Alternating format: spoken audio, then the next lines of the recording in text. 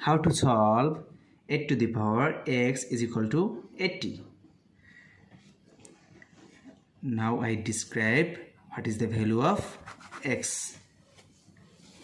First of all, 8 to the power x is equal to 8 times 10. 8 times 10 is equal to 80. Then log 8 to the power x is equal to log of 8 times 10. Then x come to base. X log 8 is equal to log 8 plus log 10. Then both sides are divided by log 8.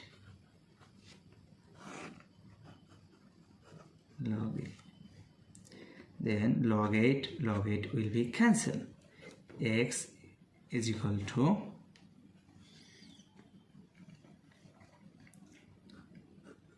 log 8 divided by log 8 plus log 10 divided by log 8. Log 8 will be cancelled. X is equal to 1 plus log 10 over log 8. Then x is equal to 1 plus log 10 base of 8. So this is the value of x.